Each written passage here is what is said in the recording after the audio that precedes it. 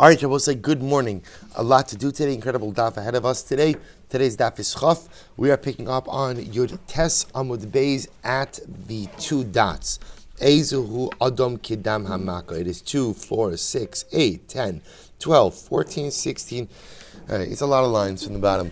So again, we're going to pick up at the two dots, and we're at last set of two dots on Amud Beis.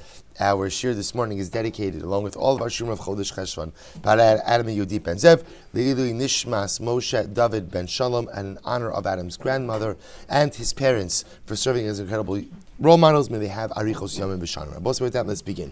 Ezu Adam Kedam Maka. What is the shade of blood? What is the shade of red that is Kedam Maka? So let's remember again, the Mishnah explained. Mishnah gave us 5 different types of blood, which are tameh. So remember again, the underlying color, that one of the colors the Mishnah says is red, even though everything being described is of a reddish hue, with the exception of black, which we say is red shalaka, right? It's Adam shalaka, it's stricken red. When it comes to red, so the Mishnah's definition was Adam Kedam Hamaka. So red like blood from a wound. So Rabbi says the Gemara, "My Kedam Hamaka." What does that mean? Rabbi Shmuel Kedam Shar Shachut. It means actually like blood that comes from a slaughtered ox. That shade of red, a blood that comes from a slaughtered ox, that's the problematic one. V'leima Kedam Shchita. Why don't you just say Kedam Shchita? I Amar Kedam Shchita Hava Amina Kekula Shchita. See, Rabbi say, if you were to say Kedam Shchita, I would have thought it's like the blood from Shchita in its entirety. Remember again, Shchita begins and then goes for a while. As the Shchita progresses, the color of the blood changes. So you might have thought that it's like the color of the blood from the entire Shchita. Therefore, again, Dafka says it's the color of the blood from the beginning of Shchita. Literally, Ketchila Sakha Sakin. Ula says, Kedam Tzipar Chaya. It means like the blood of a living bird. Sibarilu Chaya Lafuke Shachut. Odilma Lafuke Kachush. When Ula says a living bird, I'm both saying, is living bird coming to exclude a slaughtered bird, or is it coming to exclude a weakened bird? To which the Gemara says, Teku. We're not exactly sure what Ula's shita is. Ze'iri Amra Bichinina, Kedam Ma'acholes Shalrosh. The red being described over here is like the blood of a louse from the head lice. So the Gemara says, Meisvei. Harga Ma'acholes Harezet Tolaba. So we'll say the Gemara brings up an interesting case over here that halacha l'maisa, if a woman had killed a louse, and she then finds blood on her body or on her clothing, she could attribute that blood to the louse. My love, dukule gufa. Are we not talking about she killed a louse anywhere in her body, right? And therefore, again, we could attribute that blood that she finds to the blood of the louse, not dam niddah. So you see from here that the blood of a louse, anywhere on the body, ultimately, again, is like dam niddah. Lo dirasha. No, rather it means what? It means a louse of the head. Good. So Rabbi say, Ami Vardina. Ami Vardina. Rabbi say, an interesting name. Look at Rashi. Ami Vardina. Noah Kiveret. His name was Ami. They called him Vardina because he was as pleasant as a rose.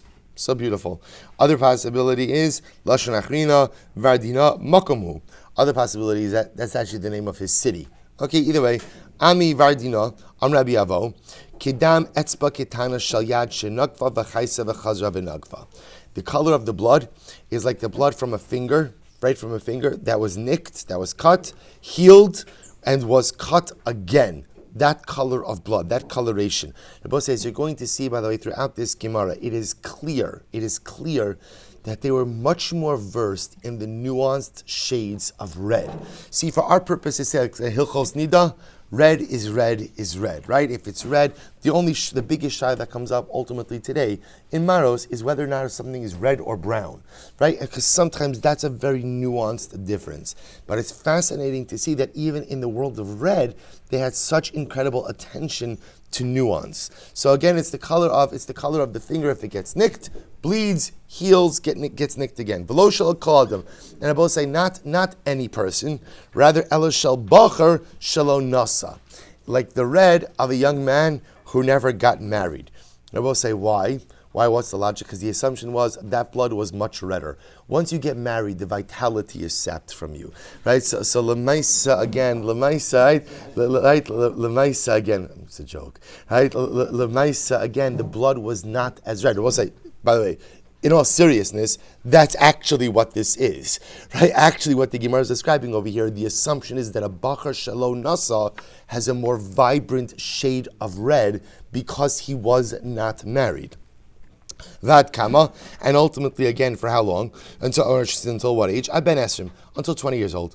Meisvei, so Gemara is the kash on this. Tola bibna ubabayla. So if she finds dam on her clothing or on her person, she can attribute it to her husband or to her son.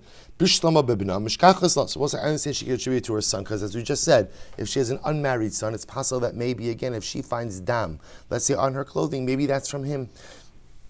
Ella baila heich mishkachasa. Rabbi say, if you just said before that halacha lamaisa, it's only the type of blood from an unmarried man, right? Ultimately, again, how would it be from her husband? So I'll say, interestingly enough, so the issue over here is with bia, that apparently, again, once a man has relations, so again, this operates with the general motif in Chazal, that relations drain some of the energy of a man, and as such, again, even his blood is not as red. So the case would be ultimately, again, where she marries, but bia didn't occur. Rav Nachman says, Kedam hakaza. It's red like the blood of bloodletting. Meisvei Ma'asev Rabbi Meir, top of Chaf, Bikilur. One time Rabbi Meir went ahead and somebody came to him with a shaila, and he attributed the blood the coloration not to blood, but to kilur. They both say kilur is eye ointment. Look at Rashi, top Rashi on Chaf Amud Aleph.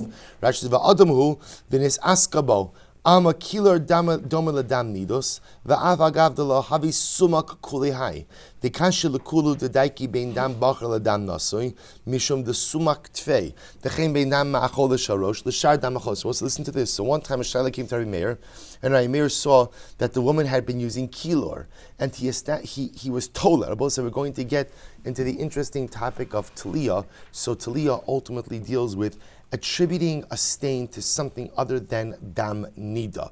It can be attributable to a different type of blood. It can be attributable to a different type of circumstance. So one time a woman came with a shaila before Rabbi, and Rabbi saw that she was using kilor. He attributed the stain to the eye ointment and not to dam niddah. Then I both say, now remember, as Rashi points out over here, this kilor is not nearly as dark in its reddish hue as all of the other reds being described over here. So to which the Gemara says, Rabbi Tala B'Srafa Shikma. Rabbi similarly went ahead, a woman came with a shaila, and he attributed the stain ultimately again to the sap of a sycamore tree. My lava Adam. So we'll say, were they not attributing these stains under the red family? Lo ashar damim. Says the Gemara, no, in fact, they were saying that these colors were not part of Adom, but rather again were subsets of the other categories in the Mishnah. Ameimar Umar Zochar Rashi. Havayasi Kami Omna. This is an interesting case. Ameimar Marzuch and Ravashi were sitting before the bloodletter. Right? They had all gone for bloodletting. Shakli le karna kamaisala ameimar. So the first person to have his blood let was ameimar. So they extracted ameimar. Literally, it means in a tube. So we'll see ameimar. So they were drawing blood from ameimar. Chazye, ameimar saw his blood. Amar lehu adam disnan ki hai. He said when the Mishnah speaks about adam red, it means like this, like the blood in the tube that's right there. Shakli leachri say. They then drew some more blood. Amar lehu ishtani. He says at this point the color has changed. So I will say, so Amimar was so versed in the realm of colors that literally again he was able to see the distinction between the first tube of blood that was drawn and ultimately again a secondary tube of blood that was drawn. Amar Ravashi says, Kegon anadolo yedana ben hay lahai lomi baili lemechse dama. So we'll say amazingly enough, so Ravashi said, someone like me who can't tell the difference between this one and this one, ultimately, again, this is why I do not examine maros. So we'll say, so again, so here, which is really incredible. So they're dealing with such a level of sophisticated nuance, really the ability to discern between these different shades. So Rashi says, I can't do that. To me, the blood looked the same, therefore I don't look at maros. Good. Shachar kichara. So we'll say, remember again, black in the Mishnah was defined as shachar kicheres. So says the Gemara Amara. So remember again, we did not go ahead and define that statement in the Mishnah. So we'll say first wide line Chaf Amud Aleph Amar Rabba Barav Huna Cheres Sha'amru Dio. We'll say the cheres that we're referring to is an additive in ink, in the creation of ink. It is actually the black of the ink. Tanya writes that supports this. Shachar kicheres. So we'll say ultimately again, the shachar is like cheres, or I should say, the shade of black that the Mishnah refers to is cheres.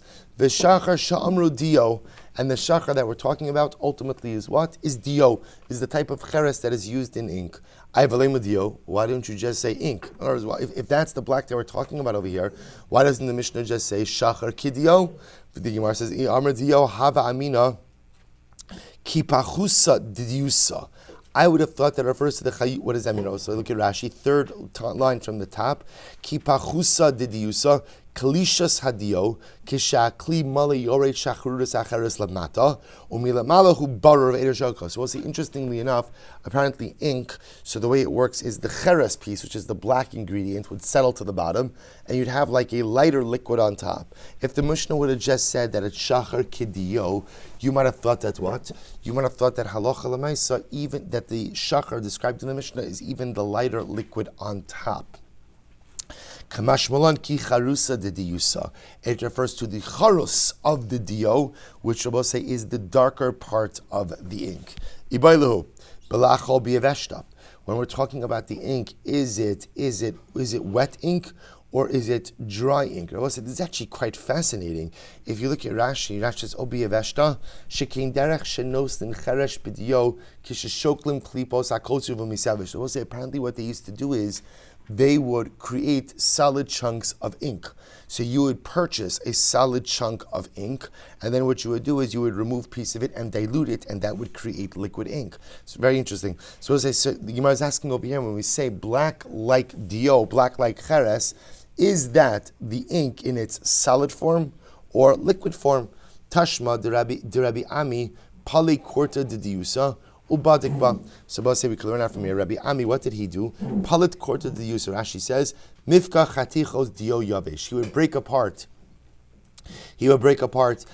dry pieces of ink. So from here you see that's what?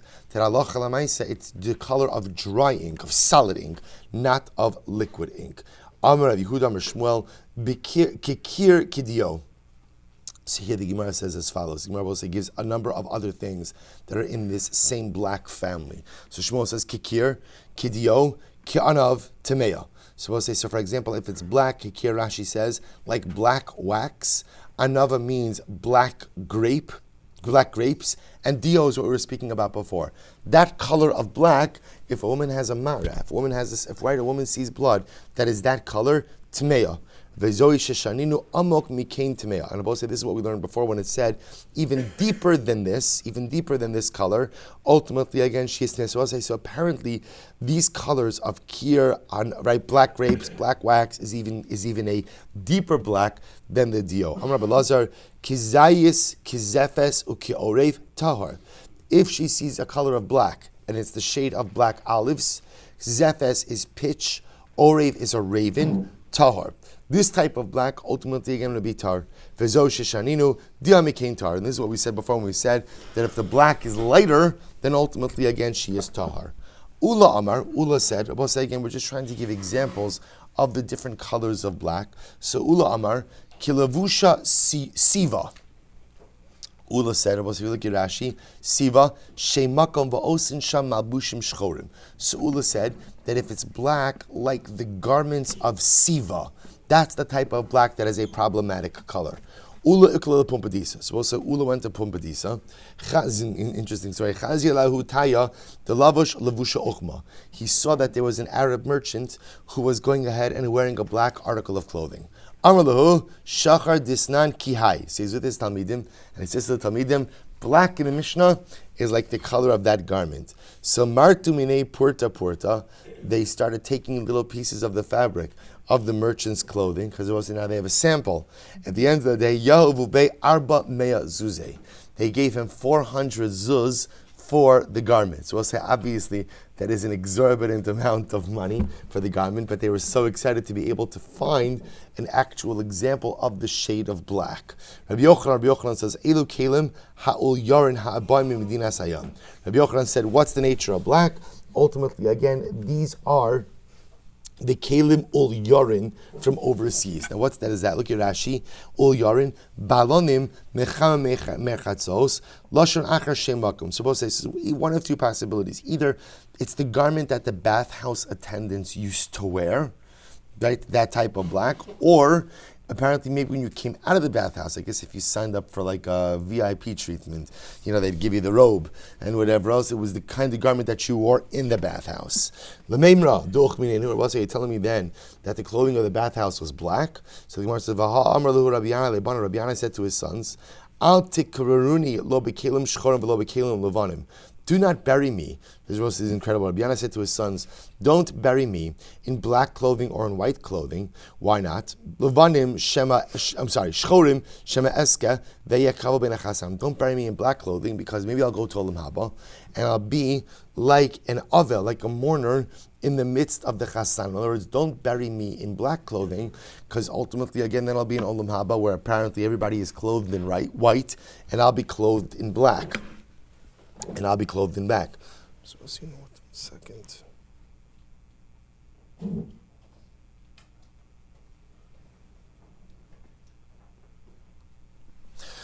So the Gemara says, do not go ahead and bury me in white. Why? Because perhaps I will not be successful ultimately in din. And ultimately, again, I will be like a groom amongst the mourners. So we'll say, so first of all, this Gemara is fascinating in and of itself about the nature of the clothing that we are buried in. This is obviously before the takana that we saw in Moed Katan about burying in Tachrichim, where everybody's buried in the same thing. Once upon a time, again, it was left up to the discretion of the mishpacha what to bury their loved one in. So we'll say, Ella, rather, what should you bury me in? Remember again, this is Rabbi Yanai to his sons. Ella, bekelim ha'ol yorn ha'bayim medinas hayam. Rather, bury me in the bathhouse clothing that comes from overseas. So we'll say, so one thing is clear, which is what? Amma lav uchmininu. We'll say one thing is clear, which is they're not black, right? They're not black. That's clear because the Ma'aser Rabbi Yana said to his kids, don't bury me in black clothing. To which the Gemara says, lo kasha, ha biglima, ha pipsora. To which the Gemara says different articles, right? The literally the cloaks from the bathhouse from overseas, those are the ones that are not black. Psora means cloths, right? Cloths that come from overseas that we call kalim ul yarin, those were black. Amar Rabbi Shmuel, the kulan in bodkin ela agabe matlis levana. I will say interesting. It's an interesting halacha.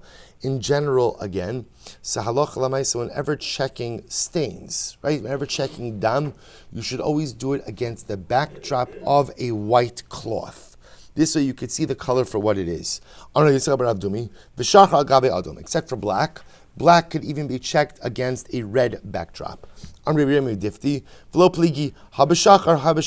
will say again, they're not arguing. Again, the machlokis is really rather that ultimately, again, when Shmuel said that when you only check against the white backdrop, that was talking about colors other than black. But everyone would agree that black ultimately can be checked against the red backdrop. If that's the case, then why doesn't Shmuel say all colors should be checked against a white backdrop except for shachar?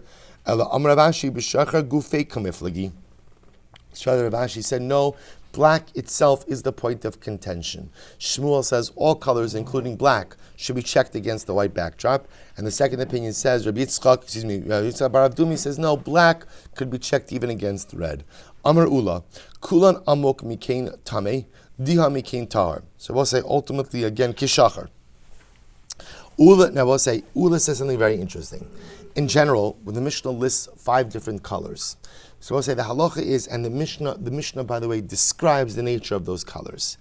Anything that is deeper, a deeper hue of the colors mentioned in the Mishnah is tameh. A lighter hue will be tahar. Kishachar. And why? Because other colors follow the same model as black. Just like black, anything deeper than that hue of black, ultimately, again, black, remember the color for black was shachar kicheres. Just like by black, anything deeper than cheres, blacker than cheres, is going to be tameh. Lighter than cheres is going to be tahar. So now the Gemara suggests Or I say Shmuel suggests that same model applies to all colors. Amar Ula says no. Kulan amuk mikein tame, dia mikein ta. Amar Ula, sorry, same idea. Kulan amuk mikein tame. Ultimately, again. No, I'm sorry. That was Ula, not Shmuel. One more time. Amar Ula, Kulan amuk mikein tame, dia mikein tar. Ula said, when it comes to all the colors, anything deeper than the hues mentioned in the Mishnah will be tame, lighter will be tar. Kishachar, because every color follows the same model as shachar, just like by black. So ultimately, we said a deeper version of cheres is going to be tame, lighter version is going to be tar. That same concept will apply to all other colors as well. So why is it that shachar, that statement by shachar is explicit? Because you might have thought, because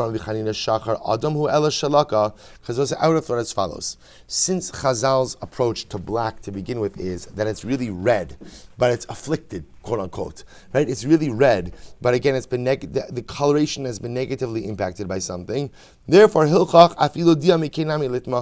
I would have thought that even a lighter color of cheres should still be tameh. Kamashlan that is not the case. Kamashlan both say that the color of black is like cheres. If it's a deeper black, then it's tameh. If it's a lighter black, then it's tar. And that is the same model for all the other colors as well, according to Ula. Rabbi Ami bar Abba Amar, the kulan amuk mikein tameh, dia mikein nami tameh, chutz mishachar. So Rabbi Ami bar Abba comes along and he argues on Ula. And Rabbi Abba says like this, Rabbi Ami says like this, that Allah, when it comes to all the other colors, if they are a deeper hue, they are tameh. And ultimately, again, if they are a lighter hue, they are also tameh. So we'll say in Rabbi Ami's model, so the Mishnah gives us colors, anything a little bit lighter or anything a little bit darker is still going to be tameh. The exception to that rule is black. Black, deeper black will be tameh, lighter black will be tahar. So we'll say, so then why does the Mishnah spend so much time focusing on the exact coloration if lighter or darker is still going to be tameh? La fuke diha didia. So we'll say to exclude lighter. Right, so what does that mean? That obviously, again, if it becomes too light and too far removed from the original color, then lemaisa, again, it will be tahar. So we'll say, so again, once again, you see how so much of this is wrapped up in nuance and this ability to perceive the nuanced differences in the shades. Vika da Amri, Rai bar Abba. So we'll say others have a different version of Rai bar Amma. Rami bar Abba, Svika Dami, Rai bar Abba Amar, Vikulan amuk mikein tar, dia mikein tar. Wow. So we'll say in this version, halach lemaisa, when it comes to the colors, the Mishnah gives us the color. Anything darker or anything lighter, by definition, will be tahar. Chutz mishachar, with the exception, of course, of black. Right, black will be the exception that if it is darker, it'll be tameh. If it is lighter, it will be tar. Ulahachi mihani shiure, and that's why ultimately, again, the shiurim are necessary. I'm sorry, lahachi mihani shiure d'Rabbanan. Bar Kafra Amar, v'kulan amuk mikein tameh. Dia mikein tar. So we'll say Bar Kafra weighs in on this, and Bar Kafra says anything that is darker than the color mentioned in the Mishnah will be tameh. Lighter will be tar. Chutz mimezek sha'amuk mikein tar. Dia mikein mazug. So we'll say with one exception, mazug. We'll say mazug was the color of diluted wine. Right, the color of diluted wine was one of the colors mentioned in the Mishnah. Anything deeper than the color of diluted wine ultimately will be tameh. I'm sorry. Well, yes, deeper will be tameh. Lighter dia mikan will be tahar. Bar Kafra adihule. It's the v'dachi. So the amikule v'dachi. So we'll say, so Bar Kafra, they brought before him, if you look at Rashi, it's actually very interesting. Rashi says over here, adichule dam had tome lamazga. So Bar Kafra, they brought before him a weakened stain. And what happens? Amar Mechanina kamenafish gavra delibe kimashmate. So we'll say, so Bar Kafra, they brought before him ultimately again a weakened stain. A weakened stain means a lighter one. V'dachi, he declared a tar. Amikule, they then brought him another color of a deeper hue, v'dachile, and ultimately again he declared a tar. Also remember again, this is Bar Kafra l'shitaso. Bar Kafra ultimately says that halacha l'maisa, if it is amuk mikan tameh, dia mikan tar, with the exception of mazug, with the exception ultimately again of the color of diluted wine, because when it comes to the color of diluted wine, ultimately, again, whether it is deeper or lighter, it's going to be tar. So ultimately, again, they brought him this type of stain, and he was metared in both ways. Rabbi Chanina said, Kama nafish gavra deliba kishmaite. It was actually a very beautiful statement. Rabbi Chanina said, how beautiful it is to see a person whose heart is like his rulings. In other words, they were very impressed that what Bar Kafra articulated in the Beis Medrash was the way that he paskind halacha l'maisa as well. Good. Okay, Karen Karkum. So let's remember again another color in the Mishnah was the Karkum plant. Karkum is a plant. Karen Karkum, the way Rashi understood it, was like the color of the, we'll see, it's really of the leaves or of the petals of the Karkum plant, but it's the Karkum plants by the corners. So apparently, for whatever the reason, there was a greater reddish hue for the Karkum plants by the corners than the ones in the primary garden. So Tana, Lach v'lo yabish. So also we're going to give some qualifications for this Karkum plant. We're talking about a moist Karkum plant and not the dry one. So the Gemara says, Tani chada, kitachton v'lo ka'elyon. So we'll say one brisa says, but it is the bottom leaves of the karkum plant, not the top one. Another brisa that says it's the upper leaves and not the bottom ones. And a third brisa, it is the upper leaves and certainly the lower leaves. So another brisa like the bottom leaves and certainly the upper leaves. So both say so. Okay, so now we have pretty much anywhere you want to look on the karkum plant, we have someone that supports that. Rabbi, so we'll see, listen to this. Abai says, Tlasa dari utlasa tarfin ha'avyon. The way the karkum plant, Rabbi say, is situated is there are 3 rows of leaves, and each row has 3 leaves. Nakut dara mitziasa, v'tarfa mitziasa biadecha. Go to the middle row of the plant and take the middle leaf of that row. And ultimately, again, I will say that is the red that the Mishnah is referring to. The hue of that leaf, that's the red we're referring to in the Mishnah. When Rabbi came to Rabbi Abahu, he said, Amrulu begushayhu shaninu. So Rabbi Abahu said, this is also assuming that the karkum plant is still inside of its clod of earth. In other words, Rabbi saying that the reddish hue of the middle leaf of the middle row ultimately, again, is only intact when the plant is still in the ground. The moment you remove the plant from the ground is the moment that the red no longer resembles. Okay? Ukimemi adama. So also remember again, the next piece in the Mishnah was memi adama. Remember again, taking earth, mixing it with water. That reddish hue from the earth ultimately, again, would represent the redness. So the Gemara says, Tana Abanon, Kimemi Adama. So we'll say, so what does this mean, Kimemi Adama? Maybe Adama Shemena, Mibikas Beis Kerem. So we'll say, you bring literally, Adama Shemena means like fatty earth. What it means is you bring rich soil from the valley of Beis Kerem, Umeitzif Aleh Mayim. And what happens is you pour water on it. Div Rabbi Meir. So we'll say, mean you bring enough water to cover the earth. Rabbi Akiva Omer mi bikas yudfas. Rabbi Akiva says, no, use soil from bikas yudfas. Rabbi Yossi Omer mi bikas sachni. Rabbi Shimon Omer af mi bikas ginosar ukiyotziba. And so we'll say, so again, there's a machlokes as to what type of quality of earth ultimately, again, we're supposed to be looking for. Tanya idach ukimemi adama. What should you do when it's a memi adama? Maybe adama shmene mi bikas beis kerem. Go ahead and bring rich soil from Beis Kerem, umatziv aleim mayim ki klipas hashum, and just pour a very little bit of water on top of it, so that the water covers the earth like the peel of the garlic, like a peel of garlic. Vein shir l'mayim. And I'll say ultimately again, there is no particular shear for how much water you have to bring. Why? Mishum de'in shir la'afar, because ultimately, I'll say the same way that there's no shear for the amount of dirt. In other words, the Rebbe say we have to create a mixture over here, but there's no shear of water and there's no shear of mayim. Vein bodkin osat tzlulin ela achurin. Furthermore, again, I'll say obviously the way this mixture works is you mix up the dirt in the water. That's the reddish hue. So we're looking, mayim achurim means literally muddied waters, right? And not, of course, clear water. So what happens? Salalu. So the Gemara says, salalu. What happens if the water became clear? So we'll say this would be a case. Let's say I made the mixture and the soil settled to the bottom. The water is clear on top. What do? Chozer va'ochran. You go back and you mix it up. So the Gemara says furthermore, ochran ein ochran. In ochrin biyad ela b'kli. Furthermore, so when you mix it up, you don't mix it up with your hand, rather you mix it up with a kli. So what does that mean? Ibariluhu. Ein ochrin also biyad ela b'kli. Delo l'ramye biyadeu lachri. Does that mean that ultimately, again, I shouldn't go ahead and mix the water and soil in my hand. Is that what it means? But when the water and soil are inside of the kli, I can mix it around with my hand, mix it around my finger. Or maybe what it means is what? Maybe what it means is, no, when you're mixing up the mixture of the water and the soil in the kli, you have to what?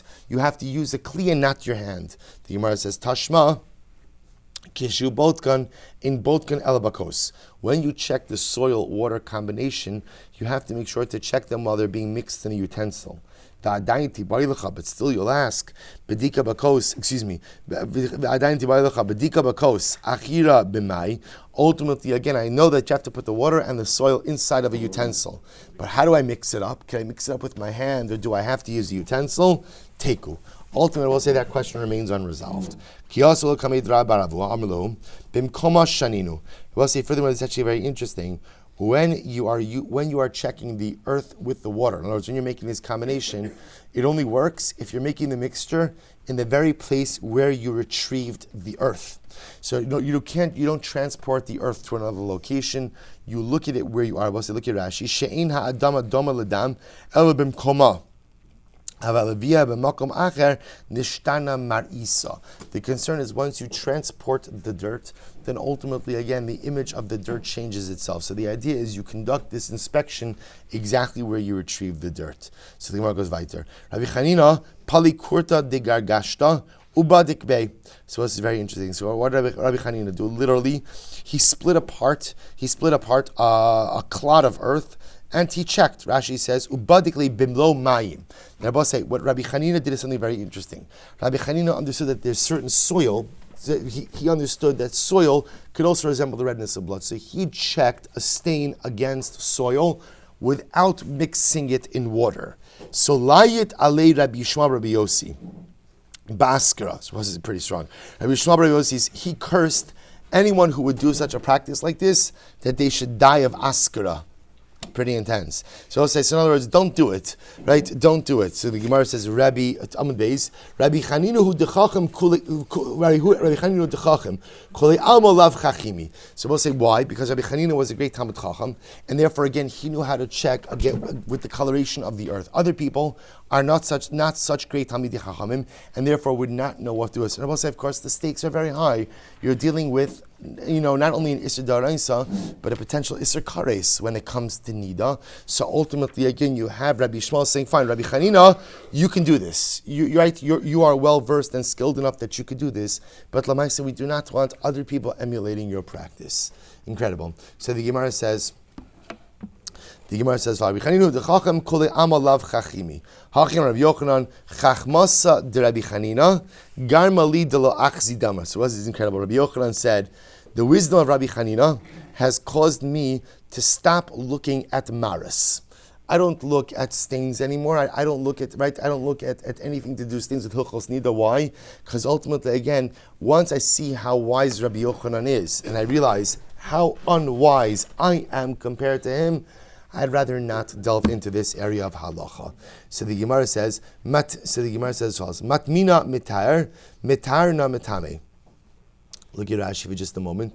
I'm sorry, mitamina mitar, mitar na mitame. Ultimately, again, because what's the concern? The concern is that which he is mitame. Ultimately, again, I am mitar and vice versa. Rabbi Elazar says, An visanusa de Chanina, garmali de chazais. Well, see, here's a reverse statement. Rabbi Elazar says, the humility of Rabbi Chanina has caused me to dafka look at maras. Why? Uma Rabbi Chanina the anvusanhu machis nafshe l'safek the chazi anol achze. So we'll say, so apparently Rabbi Chanina was someone in general who kind of went ahead and stayed out of the public eye, right? He was very humble. He never really wanted to involve himself with anything. But yet, despite his humility, he paskins on Hilchos Niddah, which is a very important area of halacha. So all the more so, I, who am not as humble as Rabbi Chanina, have to involve myself in this as well. On Rabbi Zera, so I'll say really incredible. Rabbi Zera says as follows: Tiva de Bavel, Garmali de lo chazai dama. So ultimately, again, so let's say, I'm sorry, I lost the place here again. I'm sorry. Rabbi Zera. Tiva de Bavel. We'll say this is fascinating. Tiva de Bavel means the science of Bavel. The science of Bavel has caused me not to get involved in Hilchos Niddah. Why? So the Gemara says, Da'amina betiva lo yedana, bedama yedana. Because I said to myself, if I don't know science, how could I know blood? In other words, so what Rabbi Zera is saying is, to really paskin on Hilchos Niddah, ultimately one has to have some basic knowledge of just physiology, right? One has to understand just certain bodily processes. So Rabbi Zera said, I don't know science. So because I don't know science, bless you, therefore again I don't want to paskin on Hilchos Niddah. L'meimra dibetiva talya milsa. Is that to say that one has to have scientific knowledge to be able to weigh on Hilchos Niddah? V'harabahu diyada betiva v'lo yada bedama. Rabbi, at the end of the day, knew science, but Rabbi say he did not paskin in Hilchos Niddah. To which the Gemara says, Kol Shekain Kamar. So Rabbi say ultimately again, Rabbi Zera is saying a Kol Shekain, meaning what? Rabba tiyada betiva lo chazadama. Rabbi who knew science, yet he didn't want to paskin in Hilchos Niddah. So the Gemara says, Va'ana achzi. So ultimately again, Rabbi Zera says, certainly I who don't know science, right, and not as Talmid Chacham like Rabbi, I'm not going to paskin on Hilchos Niddah. So we'll say, what I want to point out is something very interesting, which is you see ultimately again how different people deal with their personal feelings of inadequacy in different ways. So you have some Rabbanim saying, I'm too inadequate, therefore I have to back out. Others saying, I might be inadequate, but at the end of the day, I have to rise to the occasion. So it's very interesting, these two different models. And you see this in life. Some people kind of just never like to take a leadership role and never like to lead the charge because they say to themselves, I'm not worthy. I'm not as worthy as that guy. So obviously, again, who am I? And I'm supposed to say, that's a legitimate thing to say. So what do? They recede into the shadows. And other people essentially say, listen, it's like, Yiftach Kedara Kishmuel Kedara. I might not be the greatest, but no one else is doing it. And therefore, again, I have to step up. So it's interesting how you see that playing out over here in Hilchos Niddah. So one Rav says, this guy is greater than me. And what? He doesn't paskin, so I'm not going to paskin. And another individual is saying, I'm obviously not the greatest, but Lamaisa, again, this is a necessary area. Therefore, I'll rise to the occasion. Incredible. Ula ikala Pumpadisa. Well, so Ula went to Pumpadisa. It's also an incredible story. Aisila kamei dama. They brought before him blood, a stain. Velo chaza. He refused to paskin on it. Amar Umar Rabbi Elazar Demar Da'ar Di Yisrael Hava Ki Mikla Asr Rabbi Huda Lo Chazi Dama. So let's listen to this. It's an incredible story. So Ula goes to Pumpadisa. Ula goes to Pumpadisa and they want to ask him a shayla Hilchos Niddah. He doesn't paskin on it. He said, why? He said, Rabbi Elazar, who is Mara Da'ar Di Yisrael. We'll say, what a title. What a title, right? He's the chief rabbi. Mara Da'ar Di Yisrael. He is literally, again, the Mar Da'asra of Eretz Yisrael. Yet Rabbi Elazar, when he would go to the city of Rabbi Yehuda, right? When he go to see Rabbi Yehuda, we'll say, remember again, also lived in Pumpadisa. That was city of Rabbi Yehuda. He would not paskin. Ki mikla as Rabbi Yehuda lo chazi dama. So we'll say, when the Mardas of Eretz Yisrael would come to Bavel, he would not paskin halachas in Bavel. Why not? Because Rabbi Yehuda was the chief rabbi of Bavel, so he wouldn't go ahead and paskin shaylas ultimately again in the vicinity of Rabbi Yehuda. Ana achzi. So ultimately again says Rabba, me. I'm not the chief. I'm not the Mardas of Eretz Yisrael, and now I come to Pumpadisa, and I'm going to start paskining halachas. Of course not. But amai kari le Mardar di Yisrael. But say, why do they call Rabbi Elazar the Mardas of Eretz Yisrael? Dahi isisa da I see dama la kamei Rabbi Elazar. This is incredible because there was once a woman who came with a shayla to Rabbi Eliezer. Niddah shayla. Havi Yosef Rabbi Ami kamei. So Rabbi Ami was sitting before him. Meaning Rabbi Ami was sitting before Rabbi Elazar. Arche. Rabbi Elazar was able to smell from the dam what type of dam it was. Amrlei, hai dam chimud. He said, ultimately, again, this is dam chimud. So, Rabbi said, interestingly enough, dam chimud, Rabbi will discuss this sugya, is this concept that sometimes a woman could bleed as a result of arousal. So, Rabbi say, we'll see, there's a whole sugya about this. So he said, it's not dam niddah, it's dam chimud. Stam chimut. So Rabbi Ami is sitting there. Rabbi Ami sees this whole thing now. I want to point out, Rabbi Elazar didn't ask any questions, right? He didn't interview the woman, nothing. He just said it's dam chimut. Basar de nafka. So we'll say what happened after the woman left Rabbi Elazar's presence. Atfile Rabbi Ami. Rabbi Ami ran after her. He said, "Can you tell me a little bit about what precipitated this stain?" Amrle, she said to him, "Yes. Baili haya b'derech, my husband's been traveling, and ultimately, again, he's going to come home soon. V'chamarativ, and I desired him." And that's when ultimately, again, the stain occurred. So remember again, and Rabbi Elazar was able to discern this on his own. Kari alei Rabbi Ami said, Sod Hashem liyireyav. Sometimes the secrets of HaKadosh Baruch Hu are given to those who fear and revere him. I will say, by the way, just as an aside, this is the notion of Das Torah, right? The notion of Das Torah means that ultimately, again, those who are closest to HaKadosh Baruch Hu have a level of comprehension and understanding that the rest of us do not see things and understand things in a way that just regular people like us do not see. So what I want to point out over here is something interesting. Rabbi Elazar was called the Mardas of Eretz Yisrael, apparently in the realm of Hilchos Niddah. I don't know if this means that he was the considered to be Mardas in all areas, but at least for Hilchos Niddah he was the Mardasra. Ifra Hormiz, we'll listen to this another incredible story. Ifra Hormiz was the mother of Shavar Malka. Right? She was the mother of Shavar Malka. So the Gemara says, Shadra Dama Kamei de Rava. So she sent her shailas. She sent her shailas to Rava. So I'll say. Good. So she is a very prominent woman. She sends her shailas to Rava. Havi Yosef Rav Ovadja Kamei. So Ovadja was sitting before Rava. Archi, and ultimately again, Rava again through scent was able to discern what type of dam this was. Amrlei Hai Dam Chimutu. Ultimately, again, he said, this is not dam nida, this is dam chimut. So we'll say he sends back the answer to Ifra Hormiz, Amralei Lebrei, Ta Chazi Kama Chachima Yehudai. See ultimately again how wise these Jews are. Now remember again, I will say, Shavar Malka, King Shapur, there's an incredible amount of historical debate exactly who he was. So some say that he was one of the Chashmonai kings, in which case obviously his mother is Jewish. Others say that he was actually a Persian Gentile who converted. He converted. In which case it would be interesting because according to this narrative, then what? His mother went ahead and converted along with him. Okay, either way, she's asking Hilchos Niddah Shailas. She sends her Shailas to Rava. Rava through scent is able to discern that this is Dam Chimud, not Dam Nida. She extols the Jews to her son. See how smart these Jews are. Amrlei. So let's listen to this. So King Shapur says to his mother, Dilma Kisuma Ba'aruba. Maybe he's just like a blind man with a skylight. We'll say, what does that mean? That if you put a blind man in a room and there's one door, what'll happen? Eventually he'll find his way out, right? He'll come to the door. And we don't say that just because he got to the door, oh, look, his sight has been restored, right? So as we'll say, essentially what King Shapur was saying to his mother was maybe lucky guess, right? Maybe lucky guess. Hadar shadrule shisin mine dama. So we'll say, what did she do? She sent him 60 shailas.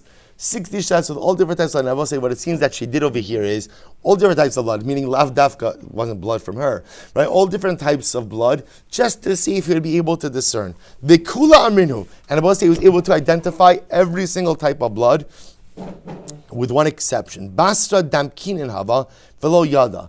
The last one she sent him was blood of a louse, and for whatever reason, for that one, he was unable to place. So I'll say, so what was going to happen? Istaya milsa, v'shadrile shikusa demekatla kalmi. So I'll say, so what does he do? He sends back, right? He can't identify the last one, but he sends her a gift. A gift, what does he send her? A beautiful comb used to kill lice. So it's a perfect gift for all occasions, right? So I'll say he gives her the gift, right? So we'll say, so now what happens? So we'll say, now he was just giving her a gift because she was a chashuv woman. So he was giving her a gift. So we'll say, what does she interpret it to mean? She interprets it to mean that he knew that the last dam specimen was a louse and not human. Sa'amra Yehudai bitavni deli bayasi. So these Jews, they live in the chambers of the heart. So I'll say, so amazingly enough, this was an incredible episode where, again, Hashgacha Pratis, that Rava should not look ignorant in any area, ultimately, again, sends her back this gift, which was just a random gift, but she took it as a sign that it was louse blood. Incredible. Amr Yehuda, Mereisha, Hava Amina, I'll say first wide line, Hava Amina, Chazina Dama, excuse me, Meresha, Hava Chazina Dama. In the beginning, I used to look at Dam, right? Hilchos Niddah. Kevan da Amr Le'ime di Yitzchak Berei. Tifta Kamaisa Lo Maisina Le Kamai Rabbanan Mishum Dizihima Lo Chazina. So listen to this. Rabbi Yehuda said in the beginning, I used to pass in Hilchos Niddah Shailas. When the mother of Yitzchak, my son, told me the following, we'll say so. Apparently, Rabbi Yehuda was divorced. So therefore he refers to his ex-wife as the mother of my son. When the mother of my son told me, I don't know if she told me this when they were married or after they were divorced, that's what? I never show the first drop of blood. I never show the first drop of blood to the rabbi. Why not? Because it has a bad odor. I'm embarrassed to bring that first drop of blood. So ultimately, Rabbi Yehuda said, I no longer paskin hilchos niddah shailos. Right, Rabbi say, because ultimately, again, if a woman's not showing the first drop of blood that comes out, or the first drop of blood that she gets, that's halachically problematic. So he realized, oh my gosh, it could very well be that we're paskining on shailos without having correct information. Bein temela tahora vaday chazina. Ultimately, again, Rashi's bein temela tahora. Kishkani Torah said, but what I would paskin on, Rabbi say, ultimately, again, Hilchos Leida. So Hilchos Leida, when we're going from Yimei Toar from Yimei Tuma to Yimei Toar, or at the end of Yimei Toar, those I feel a bit more paskening. Come to a paskening on. Yolsa Aisi Dom Lekamei Drab Arachana. So I say Yolsa. Yolsa was the wife of Rav Nachman. She went ahead and brought a shaila to Rabbi Arachana. Vitamile. And about Rabbi Arachana paskind that ultimately again the Mara was Tameh, was Tameh, which was Tameh. Hadra Aisi Lekamei Rabbi Yitzchak. But say she then brought the shaila to Rabbi Yitzchak. Okay, Rabbi Yitzchak, Rabbi Yehuda, V'dachile, and Rabbi Yitzchak paskind that the stain was okay.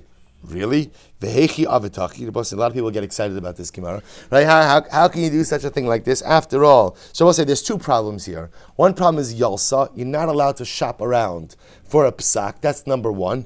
And number two, I'll say the other shaila is on Rav Yitzchak himself. So we'll say there's another problem. Rabbi Yitzchak. Ultimately, again, if Rabba already paskin that it's tameh, you can't paskin that it's tar. To which the Gemara says, Meikara tamuya hava tamayile. Kevan da'amrile dechol yoma hava matchile ki agavna. Va'idnahu dechash be'inei dachila. So we'll say what happened. Yolsa brought a saying to Rabba. Rabba paskin that it was tameh. She then came before Rabbi Yitzchak. She said, Rabbi Yitzchak, here's my problem. This stain, this coloration, this is the color I brought before Rabbi Yitzchak. I brought before Rabba many times. And he always declared it tahar. I happen to know now that he has some type of eye ailment, and I think that his vision is compromised. To which Rabbi Yitzchak said, well, if that's the case, that you know that this is the same color that you always bring before him, and he always declares it tahar, this time he declared it tameh, we could attribute that to just blurred vision, and therefore we will declare it tahar. We'll stop over here. We'll pick up with the resolution of this story in Meretz Hashem tomorrow.